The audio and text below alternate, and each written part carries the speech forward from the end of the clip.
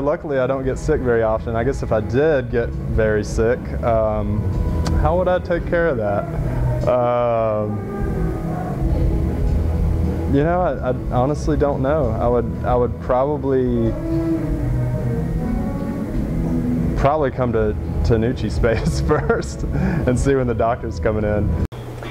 This year, they're trying to gauge the needs of the community. So uninsured musicians, uninsured artists, you know, what's out there that they need, what do they have access to, what do they do when they get sick, and then from there kind of developing a program based on those answers.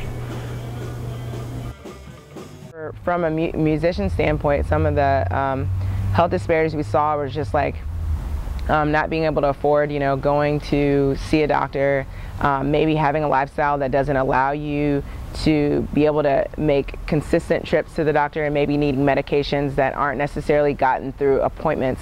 A lot of times these people are waiting 2 and 3 months to seek psychiatric help, and a lot of times that's entirely too long for someone to go without medications, or and it's hard to get a continuity of treatment for these people. More often than not, when someone gets sick, they end up in the emergency room, and ultimately with a large bill that they can't afford to pay.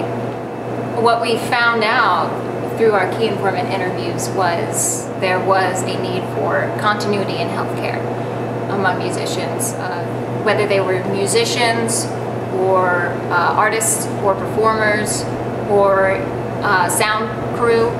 Basically anyone involved in that community. We wanted to get their opinion. It's difficult paying out of pocket or being self-pay anyways, just in general. And a lot of musicians are self-pay.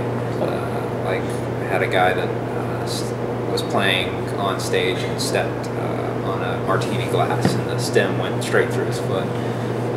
And he doesn't go to the doctor. He just makes sure that the bleeding stops, but doesn't go to a doctor. And now he has permanent nerve damage. Our typical, you know, client is a working musician who works in town, you know, either in the service industry or just around town, or maybe even just making money playing music, and they don't have insurance, they're not a student. That said, we have younger people, we have older people, we have people who aren't working.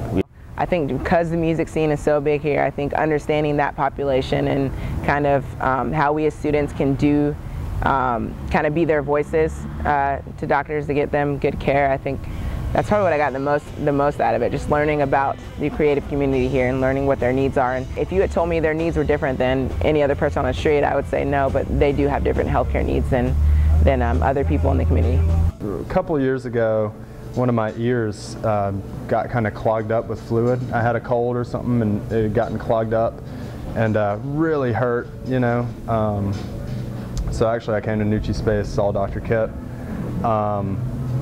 and it ended up being okay. It was just some fluid that had gotten in there, no big deal. But it really concerned me because, you know, as well as playing music, I also work in a recording studio. And when you work in a recording studio, you have to use your ears. You know, that's your tool in a studio.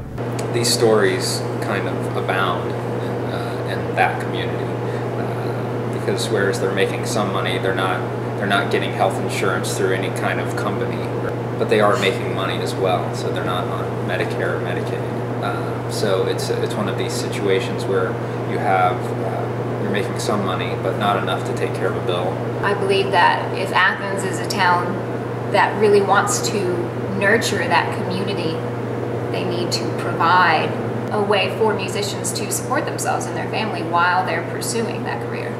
If we could save one person in the hospitals $50,000 through a certain program, and that was just from one individual, then a program that would provide primary care would be successful.